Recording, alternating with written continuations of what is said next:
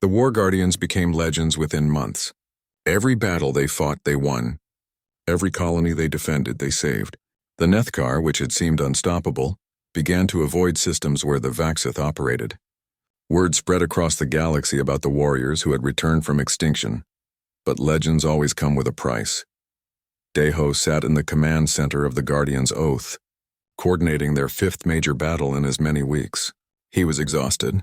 Dark circles marked his eyes, and he survived on coffee and determination. But he couldn't stop. Too many people needed them. On the planet below, Kale and his warriors fought through another Nethkar swarm. Deho watched the tactical displays, calling out enemy positions and coordinating support from the human military units. He had become good at this, finding a role where his mind was as valuable as the Vaxith's physical strength. The battle ended in victory, as they always did. But when the Vaxith returned to the ship, Deho saw the cost. Ran was badly injured, acid burns covering his side. Sola was limping, one of her arms hanging uselessly, and Toru didn't come back at all. They had lost their first warrior. The Nethkar had swarmed him, pulling him down through sheer numbers. By the time the others reached him, it was too late. Kale carried his body back to the ship in silence. That night they held a funeral according to Vaxith tradition. They stood in the cargo bay and Kale spoke words in the old language that Deho didn't understand. But he felt the grief, the weight of loss. Vex's voice joined Kale's and then the others, until all the surviving Vaxith were singing a mournful song. When it was over, Kale came to Deho. The warrior looked more tired than Deho had ever seen him. Toru was young, Kale said quietly, barely past his maturity when he was enslaved. He never got to know the glory of our people. He died fighting for strangers who once destroyed us. He died a hero, Deho said. He saved hundreds of people today. I know. But it still hurts. Deho put his hand on Kale's arm. We can stop. We can walk away from this war. Kyle shook his head. No, this is what we are. War Guardians? But some days the weight of it is heavy. 3 weeks later, they lost another. This time it was a male named Kira, who sacrificed himself to destroy a Nethkar nest that threatened a civilian evacuation. The pain of losing another cut deep through the entire crew, but they kept fighting. Because that's what Guardians did. The galactic media couldn't get enough of them. Every news channel showed footage of the Vaxith in battle. Reporters tried to interview them. Children wanted their pictures. The Vaxith, who had been hunted to extinction, were now the galaxy's greatest heroes, but not everyone was happy about their return. Deho was in a council station negotiating for supplies when Hyejin pulled him aside urgently. Her face was pale with worry. We have a problem. I've been monitoring council communications, and there's a faction that's not happy about the Vaxith being heroes. Some of the same people who ordered the genocide are still in power, and they're scared. Scared of what? The Vaxith are saving everyone. Scared that the truth will come out. Scared that if the Vaxith become too popular, people will start asking questions about what really happened 50 years ago. Admiral Bora is pushing to release the truth like she promised, but she's facing resistance. Deho felt cold dread in his stomach. What are they planning? I don't know yet, but we need to be careful. They were loading supplies onto the Guardian's Oath when a familiar face appeared.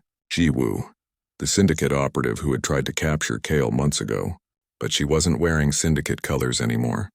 She wore the uniform of a private military contractor. Hello again, she said with that same cold smile. Surprised to see me? Kale moved to stand between her and Deho. You should leave now. Relax, I'm not here to fight. I'm here to deliver a message. Some very important people would like the Vaxith problem to go away quietly. They're willing to pay me a lot of money to make that happen. Is that a threat? Deho asked. It's a warning. The council used you when they needed you, but they're never going to let you live freely. You're too dangerous, too much of a reminder of their crimes. Once this war is over, they'll find a way to eliminate you. Then we'll fight them too, Kyle growled. Jiwoo laughed. You think you can fight the entire Galactic Council? You're good, but you're 7 warriors against billions. Be smart. Take your ship and disappear into the Outer Rim. Live out your lives in peace and let millions die, Deho said. Not happening. Your funeral. Jiwoo turned to leave, then stopped. One more thing. They're not going after the Vaxith. They're going after you, Deho. They think if they remove you, the Vaxith will lose control and can be put down as threats. Just thought you should know. She walked away, leaving them in shocked silence. That evening, Daeho called a meeting with all the Vaxith. He explained what Jiwoo had told them, what the corrupt council members were planning. "You should leave me," Daeho said. "If I'm the target, you'll be safer without me." The Vaxith looked at him like he had said something insane. Kale stood up, his full height impressive even among his own kind. "Do you remember what I told you the day you freed me? I swore a life debt. The Kethval bond. You are my bondmaster, my friend, my brother. If they want to kill you, they will have to go through me first." Vexa stood next. "You gave me back my freedom and my purpose. I will not abandon you." One by one, the other Vaxith stood. Rand, Sola, and the others, each one pledging their loyalty. Hyojin stood too.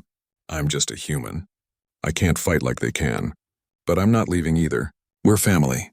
"That's what you taught us," Daeho felt overwhelmed. "I don't deserve this." "You deserve everything," Kyle said simply. "You gave us our lives back. Now we give you our protection." 2 days later, they were at a council ceremony honoring the War Guardians for their service. Admiral Bora was there preparing to give them medals. Council representatives from dozens of worlds attended. It should have been a moment of triumph. Daeho felt nervous the entire time. He stood on the stage next to Kale and the other Vaxith, scanning the crowd. Something felt wrong, then he saw movement. A figure in the crowd raising something. Daeho recognized the weapon, an energy disruptor designed to penetrate armor. The shot was aimed directly at him. Admiral Bora saw it the same moment he did. She moved without thinking, pushing Daeho aside. The shot hit her instead and she fell. Chaos erupted. The Vaxith surged forward and the assassin tried to run. But Hyojin had been watching the security systems. She locked down the exits and the assassin was caught within seconds. Daeho knelt beside Admiral Bora. She was dying, the wound too severe for immediate help to save her. She looked up at him with fading eyes.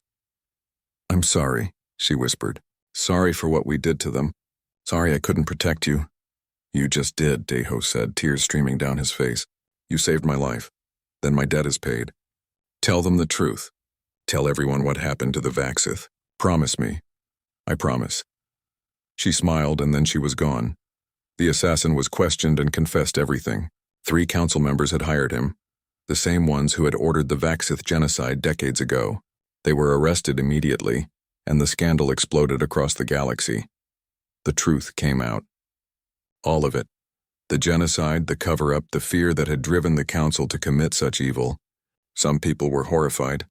Others tried to justify it. But everyone knew now. The Vaxith had not died in a natural disaster. They had been murdered. The backlash was immediate. Protests erupted across council space. People demanded justice, demanded accountability.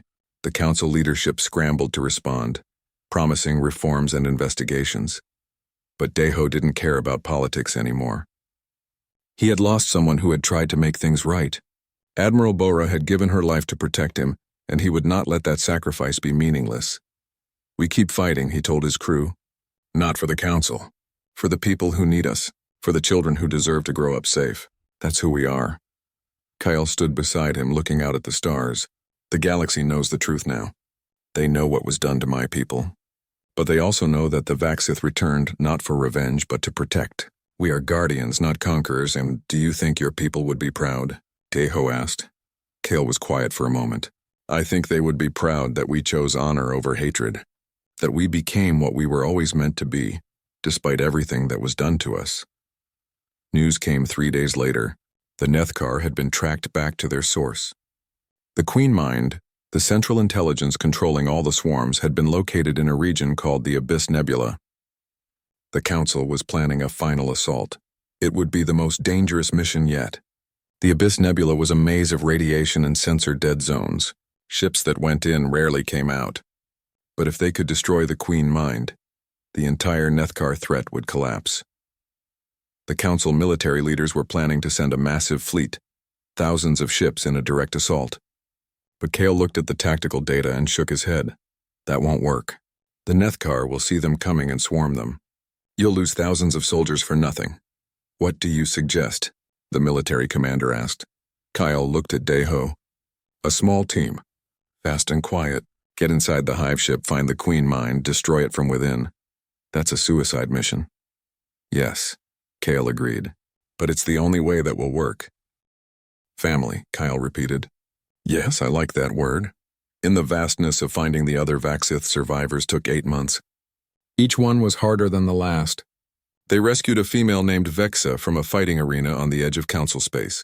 They freed 2 males, Ran and Toru, from a mining operation where they were being used as living excavation equipment.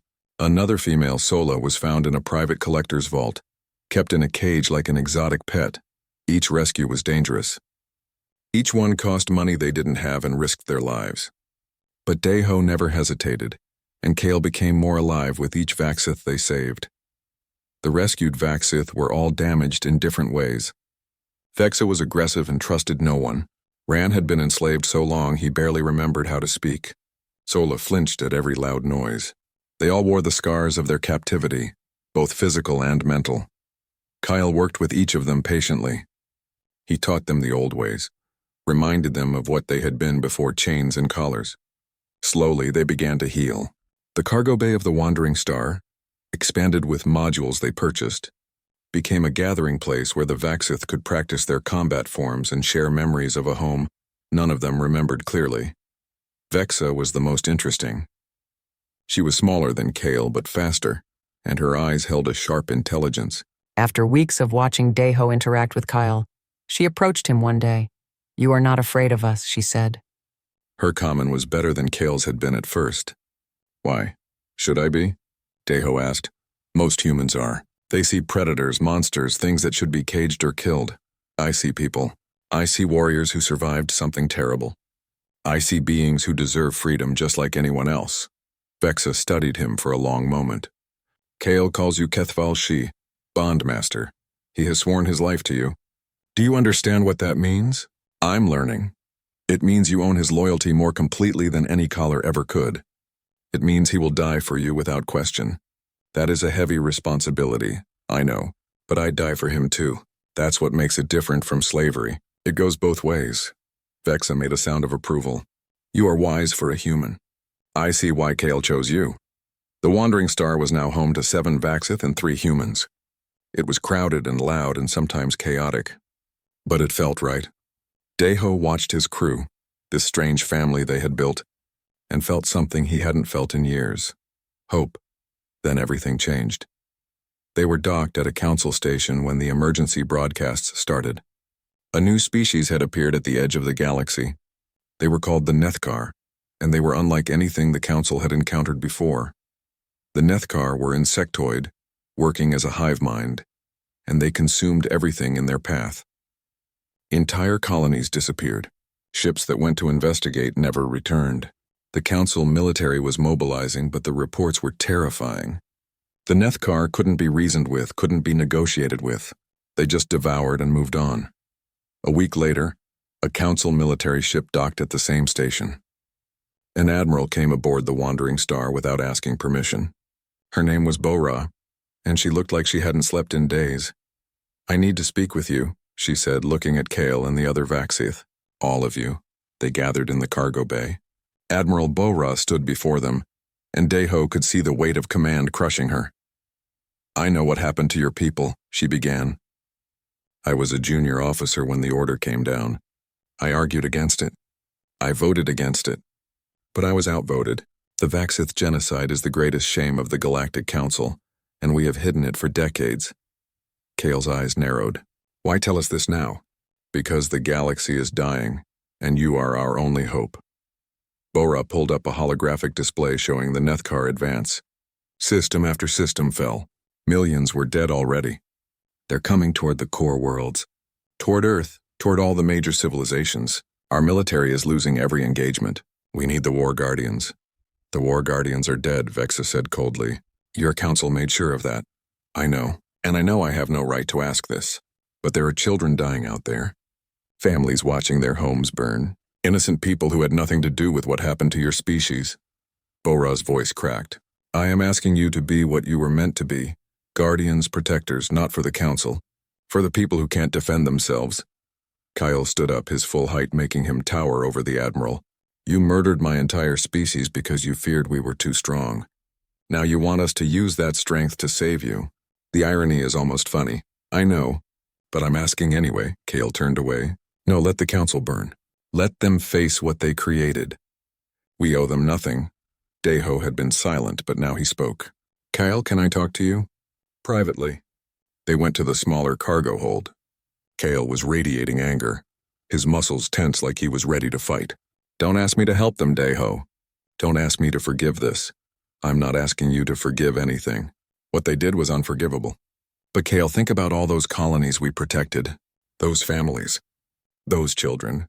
They're not the council. They're just people trying to live their lives. They let it happen. They believed the lie. Because they didn't know the truth. You can't blame innocent people for what their government did in secret. Deho stepped closer.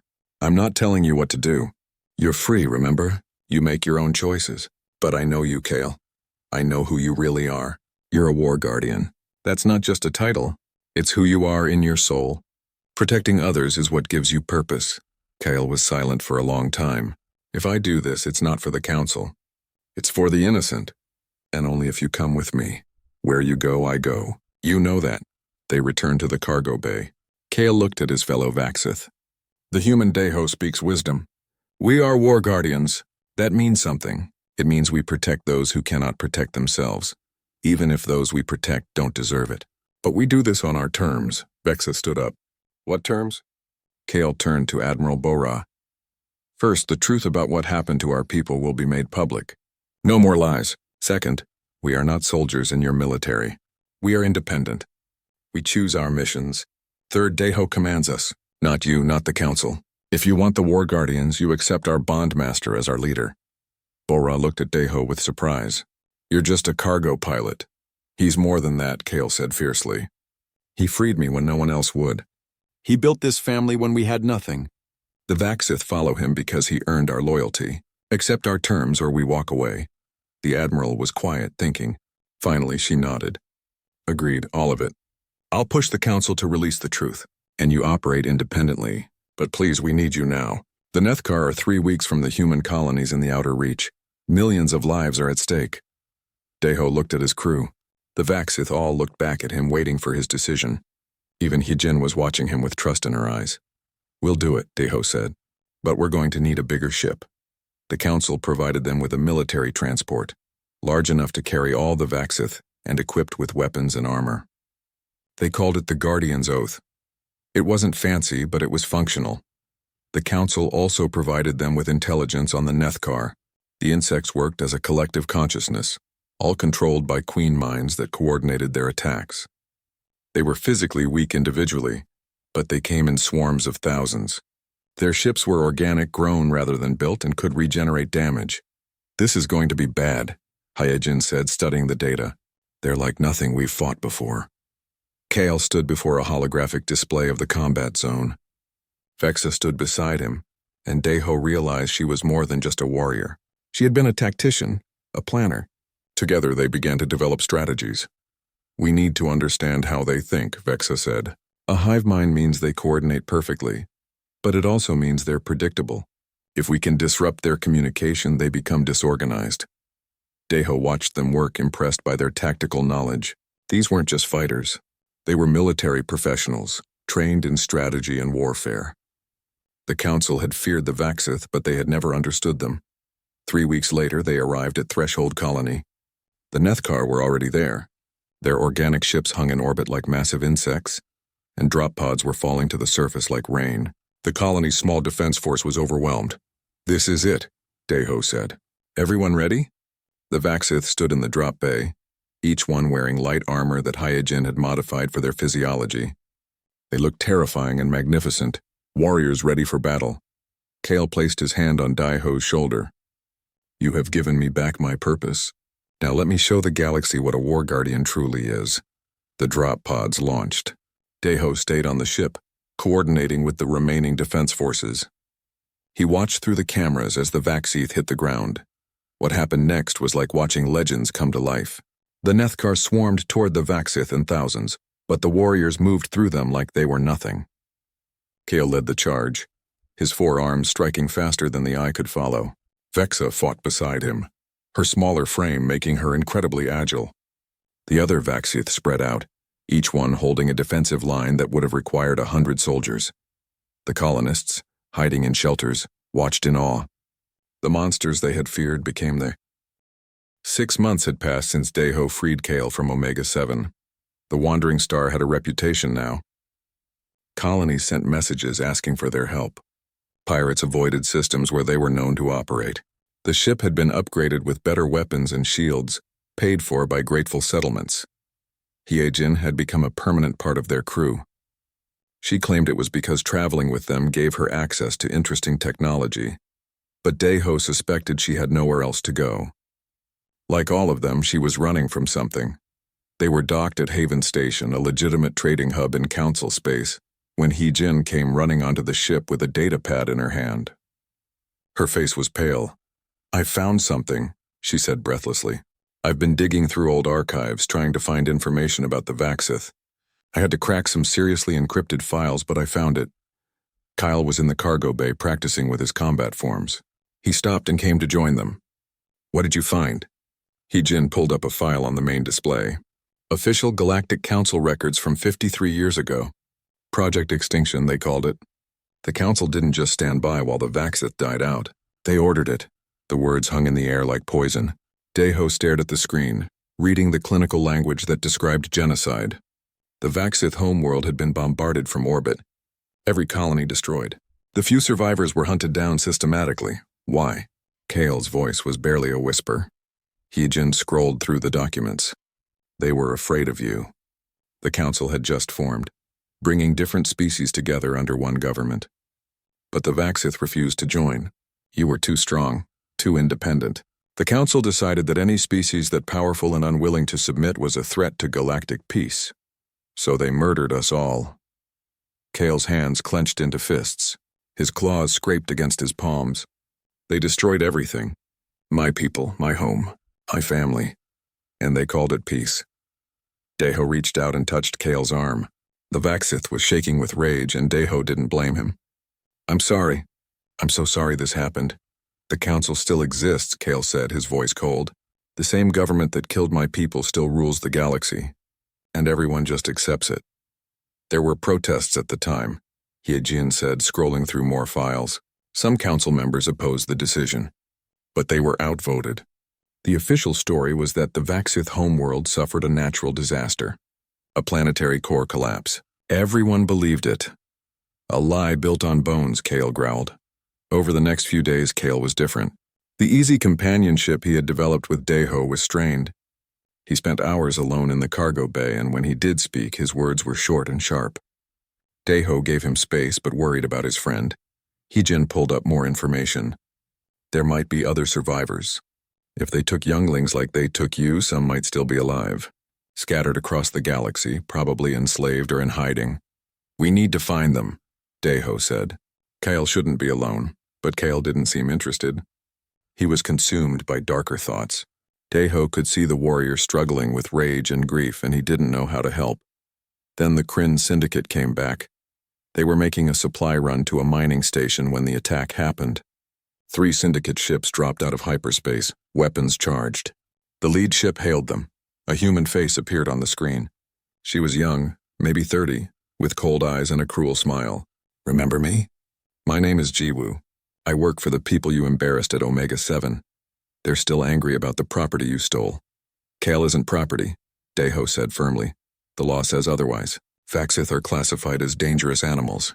Owning one requires a special license. You have no license. That makes you a thief." Jiwoo's smile widened. "Surrender the Vaxith and we'll let you live." "Not happening." Deho cut the connection and turned to Kale. "We need to run." But Kale wasn't looking at him. The Vaxith was staring at the Syndicate ships with an expression Deho had never seen before. "Pure cold hatred. No more running," Kale said quietly. The Syndicate ships opened fire. Deho tried to maneuver, but they were outgunned. The shields held, but barely. Then one of the Syndicate ships launched boarding pods. "They're trying to board us," Hyejin shouted from the engineering station. "I can't stop them all." The pods attached to the hull with magnetic clamps. Cutting torches began burning through. Deho grabbed his pistol, knowing it wouldn't be enough. Kyle moved to the airlock. "Stay on the bridge. Keep the ship ready to jump to hyperspace. I'll handle this. Kyle, there are too many of them." "No," Kyle said, and his voice was hard as stone. "There are too many of them to survive what I'm about to do." The first boarding team cut through into the corridor. They were heavily armed, wearing combat armor and carrying military-grade weapons. They saw Kale and opened fire immediately. Kale moved like death itself. The plasma bolts that hit him barely slowed him down.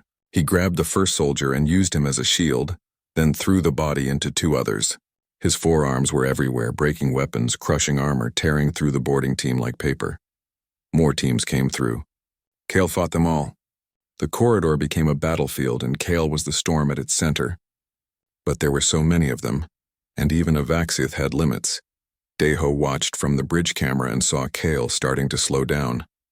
Blood was running from several wounds. Then he saw Jiwoo enter the corridor, carrying a massive plasma cannon. "Kale, get out of there," Deho shouted through the comm. Jiwoo fired. The blast hit Kale square in the chest and threw him against the wall. The Vaxith fell, struggling to get up. Deho didn't think. He ran from the bridge, grabbing the pistol he kept hidden under the console. He reached the corridor and saw Jiwoo standing over Kale, ready to fire again. He shot her in the shoulder. Jiwoo spun around, shocked that the pilot would actually fight back. That moment of distraction was all Kale needed. The Vaxith surged up from the floor and grabbed the plasma cannon. He ripped it from Jiwoo's hands and snapped it in half. Then his hand closed around her throat. "Kale, don't," Deho shouted. "We're not murderers." Kyle looked at him, his eyes blazing with rage and pain. For a moment, Deho thought his friend was lost. Then Kale threw Jiwoo down the corridor back toward the boarding pod. "Leave. Now.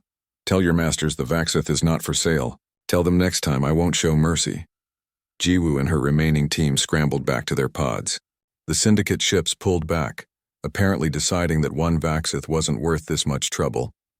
As soon as they were clear, Hyejin jumped the ship to hyperspace. Deho rushed to Kale's side. The Vaxith was bleeding from multiple wounds, his breathing labored. "Why did you come?" Kyle asked. "You could have been killed." "Because you're my friend. Because you would have done the same for me." Kale touched his chest, his hand leaving blood on Deho's shirt. "You were hurt. Because of me. You risked yourself. For Kale." "Of course I did. That's what friends do." Hyejin appeared with a medical kit. "Let me work. Both of you shut up and let me fix this." She spent hours patching Kale up. Vaxith physiology was tough and most of the wounds looked worse than they were. But there was one plasma burn on his shoulder that was serious. When Hyejin finally finished, she looked exhausted. "He'll be fine. Vaxith heal fast, apparently. But we have a bigger problem. The Syndicate knows what we're flying. They'll come after us again." "Let them come," Kale said. His voice was weak but determined. "I am done hiding.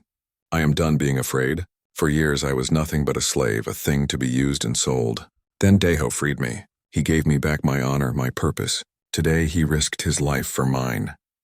Kale struggled to sit up, looking at Deho with fierce intensity. "You showed me that not all humans are cruel. That some are worth protecting. The Council murdered my people, but you, Deho, you are not the Council. You are my Kethvalshi, my bondmaster, my friend. And I swear on the ashes of my homeworld no one will harm you while I still breathe." Deho felt tears in his eyes. "I swear the same to you. We're in this together, Kale, all the way." Hyejin wiped her own eyes. "You two are the most dramatic people I've ever met. But I'm in too. Someone has to keep you both alive." Later, while Kyle was resting, Hyejin pulled Deho aside. "I found something else in those files. There are at least 7 other Vaxith survivors that the Council knows about. They're all enslaved, scattered across the galaxy. We have to find them," Deho said immediately. "I thought you'd say that. I'm already plotting courses. But Deho, this is going to be dangerous. The people who own them won't give them up easily." "I don't care. Kale shouldn't be the last of his kind. He deserves to have others like him. Family." Hyejin smiled. "You're a good person, Deho. Stupid but good." That night, Deho sat with Kale in the cargo bay. The Vaxith was recovering, his regeneration already closing the worst wounds. "Thank you," Kyle said quietly. "For everything. For freeing me. For showing me I'm more than a weapon. For being willing to die to protect me. You don't have to thank me. That's what family does." Kyle turned his head, confusion in his eyes. "Family? Yes, maybe not by blood, but family anyway. You, me, Hyejin. We're a family now." Kyle was silent for a long moment. Then he made a sound Deho had never heard before. It was deep and rumbling, almost like purring. Hyejin later told him it was how Vaxith expressed contentment. The warning lights on Daho's console blinked red again. His ship needed fuel, and the engines were making sounds they shouldn't make. He looked at the star map and sighed. The nearest station was Omega 7, a place he usually avoided. Nothing good ever happened there, but he had no choice. His cargo ship, the Wandering Star, was running on fumes. If he didn't stop soon, he would be floating dead in space. Daho set the coordinates and hoped he wouldn't regret this decision. Station Omega 7 looked just as bad as he remembered. The metal walls were covered in rust and graffiti. The docking bay smelled like oil and something else he couldn't identify. People walked past him without making eye contact. Everyone here had secrets, and everyone minded their own business. Daho was 28 years old and had been flying cargo for 3 years. Before that, he was in the military, fixing ships and weapons. He left that life behind after seeing too much death. Now he just wanted to fly his routes, make enough money to eat, and stay out of trouble. The fuel cost more than it should, but arguing with the station workers was pointless. While his ship was being refueled, Daho decided to look for spare parts. His navigation system had been glitching, and he knew the black market here would have what he needed for cheap. He walked through the lower levels of the station, past shops selling questionable goods and bars filled with dangerous-looking aliens. The market was in the basement, where the station's security cameras mysteriously never worked. Vendors called out to him, offering weapons, drugs, and stolen tech. That's when he heard the crowd noise. Cheering, shouting, the sound of something hitting metal. Daho's curiosity got the better of him. He followed the noise down a dark corridor and found a hidden door. 2 large aliens stood guard, but they let him pass after he paid a small fee. The room beyond was huge. Hundreds of people surrounded a pit in the center. Inside the pit, 2 creatures were fighting. Blood covered the floor. The crowd screamed for more violence. Daho felt sick, but he couldn't look away. Then he saw it.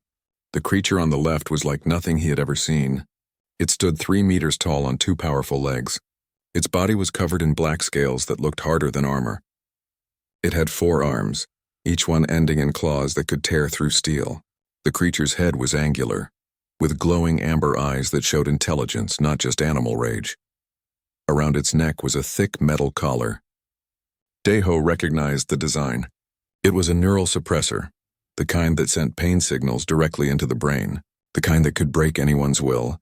The alien creature killed its opponent quickly, too quickly for someone who should be broken. Despite the collar, despite the obvious torture it had endured, the creature fought with precision and skill. It wasn't just surviving. It was a warrior. The crowd cheered. Money changed hands. Guards dragged away the dead opponent and threw the warrior back into a cage. Daho pushed through the crowd, getting closer. He saw other cages with other creatures inside, all wearing the same collars, all waiting for their turn to fight and die. An alien vendor noticed Daho's interest. "You like the Vaxith? Rare specimen. Last of its kind, they say. Been making me money for 5 years now. Vaxith?" Daho had heard stories. Ancient warrior race, supposed to be extinct. The galaxy's apex predators before they disappeared. This one's name is Kale. Trained him myself. Well, the collar did most of the training. The vendor laughed. "Want to buy him? For you, special price. Only 200,000 credits." Daho had maybe 5,000 credits to his name. He walked away, but his mind wouldn't let go of what he saw. That look in the creature's eyes. That flash of something that refused to die despite everything. He returned to his ship, but he couldn't focus on anything. He kept thinking about Kale trapped in that cage. He thought about his own time in the military, following orders he knew were wrong. He thought about all the times he wished someone would have helped him escape. Daho wasn't a hero. He was just a cargo pilot trying to survive, but sometimes survival wasn't enough. He spent the next 6 hours planning. He used his old military access codes to download the station's layout. He studied the security systems. He built a small EMP device from spare parts in his cargo hold. It wouldn't be strong enough to damage the station, but it might be enough to disrupt the neural collars. Night cycle on the station meant fewer people walking around. Daho made his move. He snuck back to the fighting pit through maintenance tunnels he found in the schematics. The guards were half asleep. The crowd was gone. The cages were in a back room. Kyle sat in the largest one, his massive body barely fitting inside. His amber eyes opened when Daho approached. The Vaxith didn't move, but Daho could feel him watching, analyzing, deciding if this human was a threat or an opportunity. "I'm getting you out," Deho whispered. He didn't know if Kale could understand him. He activated the EMP device. The lights flickered. Every collar in the room sparked and died. Alarms started blaring immediately. Deho used his multi-tool to break the lock on Kale's cage. The Vaxith stared at him for a long moment. Then Kale moved. He was incredibly fast for something so large, but he didn't attack Deho. Instead, Kale grabbed the cage bars and ripped the door completely off. The sound of metal tearing was almost as loud as the alarms. "Follow me!" Deho started running. Behind him, he heard Kale free the other prisoners. He heard screaming as the freed aliens found their captors. He tried not to think about what was happening. They ran through corridors as security forces converged on their location. Kale moved beside Deho, sometimes ahead, clearing the path with brutal efficiency. Every guard that tried to stop them learned why Vaxith were feared across the galaxy. Deho's ship was at Dock 17. They were at Dock 12. Security doors were closing throughout the station, trying to trap them. Deho's heart pounded as he ran faster than he ever had in his life. They reached the docking bay. Station security was already there, weapons raised. Deho thought this was the end. Then Kale stepped in front of him. The Vaxith's 4 arms spread wide, protecting the human behind him. The guards opened fire. Kale moved through the plasma bolts like he could see them coming. His scales deflected most of the shots. He crossed the distance to the guards in seconds and they scattered in terror.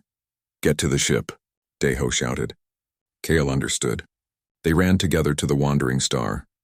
Deho activated the boarding ramp and they stumbled inside. He ran to the cockpit and started the launch sequence without waiting for clearance. The station tried to lock down his ship with docking clamps. Deho overrode the safeties and fired his engines at full power. The clamps broke with a sound like thunder. The Wandering Star shot out of the docking bay, leaving Omega-7 behind. Only when they were safely in hyperspace did Deho allow himself to breathe. His hands were shaking. He turned around and found Kale standing in the cockpit doorway, too large to fit through it properly. The Vaxith was staring at him with those strange amber eyes. "You're free now," Deho said quietly. "I don't know where you want to go, but I'll take you there." Kyle tilted his head, studying the human who had just thrown away his peaceful life to save a monster. Then the Vaxith did something unexpected. He lowered himself onto one knee and placed one clawed hand over his chest.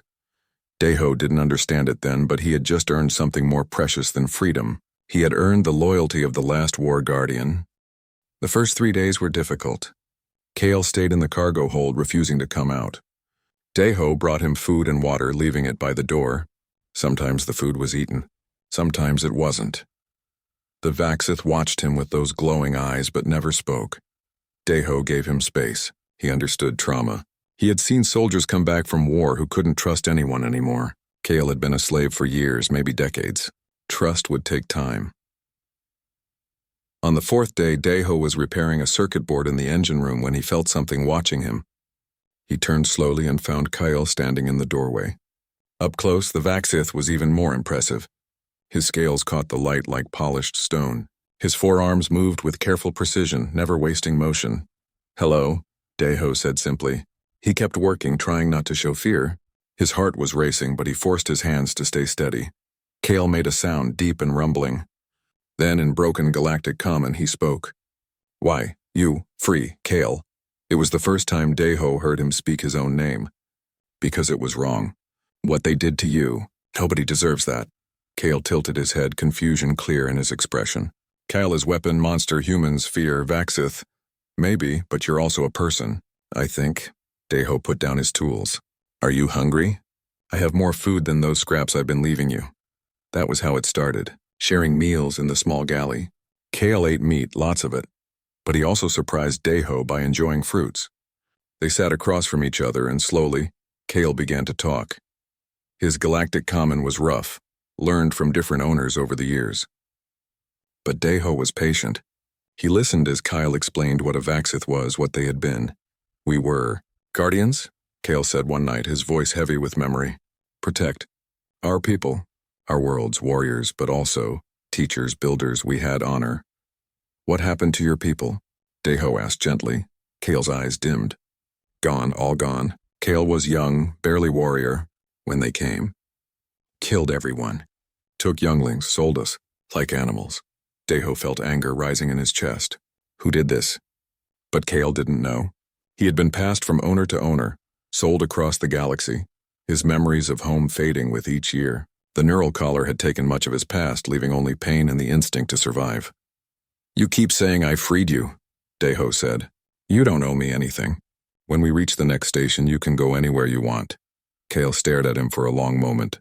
Then he placed his hand over his chest again, the same gesture he made on the first day. No, in Vaxith culture, you save life. Crate Kethval, bond, deeper than blood, Kylos, life debt. You are, Kethval Shi, bond master. I don't want a servant, Deho protested. Not servant, guardian, protector. Kale chooses this. You give freedom.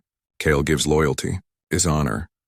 Deho didn't fully understand, but he saw the determination in Kale's eyes. Maybe this was what the Vaxith needed. Purpose. A reason to be more than just a weapon. Okay, Deho agreed. But we're partners. I'm not your master. I'm your friend. Can you understand that? Kale considered this. Friend, yes, Kale understands. 2 weeks passed. They fell into a routine. Kale learned more common words, and Deho learned some Vaxith phrases. The warrior helped with repairs, his forearms making many tasks easier. He was surprisingly gentle with delicate equipment despite his size. Then came the distress call. They were approaching New Hope Colony when Deho picked up the emergency broadcast. Pirates were attacking. The colony had no military, no real defenses. They were farmers and miners, families trying to build a new life. Deho's first instinct was to jump away. He wasn't a fighter. His ship had no weapons. Getting involved meant death. But he thought about those families down there, children hiding while pirates burned their homes, just like Kale had been helpless in his cage. We have to help them, Deho said. Kale appeared beside him. Ship has. No weapons, I know. But you're a weapon, aren't you? The Vaxith's eyes brightened. Yes, Kale is weapon. They came in fast and low, avoiding the pirate ship's sensors. Deho landed in the colony's main square where people were being gathered. 3 pirate ships were on the ground and armed raiders were looting everything they could carry. The cargo ramp dropped. Kale walked out first. The pirates saw him and laughed. 1 alien, even a big one, against 30 raiders. They raised their weapons confidently. They stopped laughing when Kale moved. Deho had seen Kale fight in the arena, but that was controlled, limited by the collar and cage. This was different. This was a war guardian unleashed. Kale crossed 20 meters in seconds. His forearms were a blur. He grabbed 2 pirates and threw them into their companions like they weighed nothing. Plasma bolts hit his scales and bounced off. When the pirates tried to run, he was faster. But he wasn't mindless. Deho watched from the ship and realized Kale was herding the pirates away from the colonists. He was disarming them, not killing everyone. He was protecting the innocent.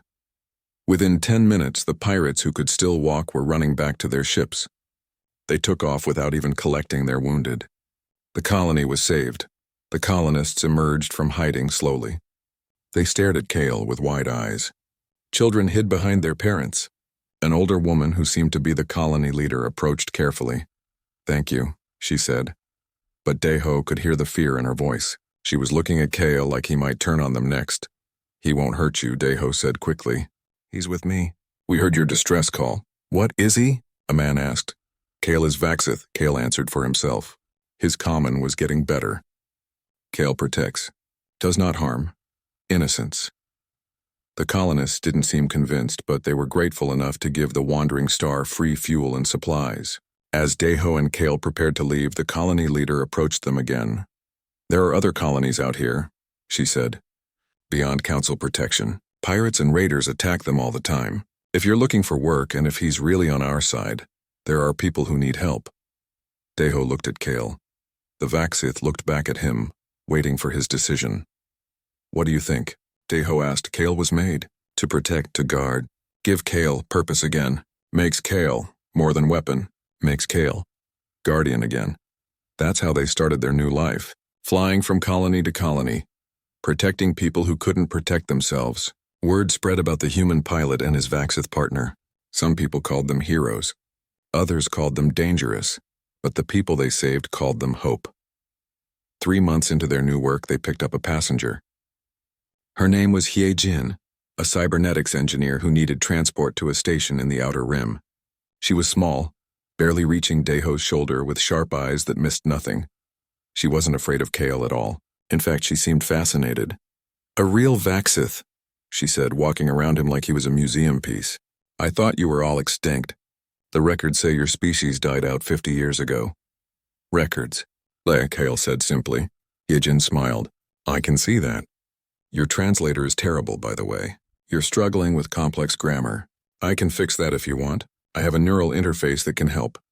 Kyle looked at the small device in her hand with suspicion. He had worn a neural collar for years. The idea of anything in his head again made him tense. "It's not like the collar," Hyejin said gently, reading his reaction. "It just helps translate. You keep full control." "I promise," Daeho nodded. "She's good at what she does. And it might help." Kale trusted Daeho, so he agreed. Hyejin installed the translator in less than an hour. When Kale spoke again, his words came out smooth and clear. "This is much better." "Thank you, Hyejin," she grinned. "You're welcome. Now tell me everything about your species. I want to know all of it." As they flew through space, Kale told them stories of the Vaxith, of their homeworld with 3 moons, of the warrior traditions and the concept of honor that guided everything they did, of the war guardians who protected not just Vaxith worlds but any civilization that asked for help. "We were not monsters," Kale said quietly. "We were protectors." "Then what happened?" Hyejin asked. "How did your entire species disappear?" "I don't know. I was young when the ships came. They killed the adults and took the children. I remember fire and screaming and then chains. After that, everything is fragments." Daeho saw the pain in his friend's eyes. "We'll find out what happened. I promise you that." Kyle placed his hand on Daeho's shoulder, careful not to hurt him with his claws. "I have already found what I needed. I found someone who sees me as more than a weapon. That is enough." But Daeho knew it wasn't enough. Somewhere in the galaxy there were answers, and he would help his friend find them.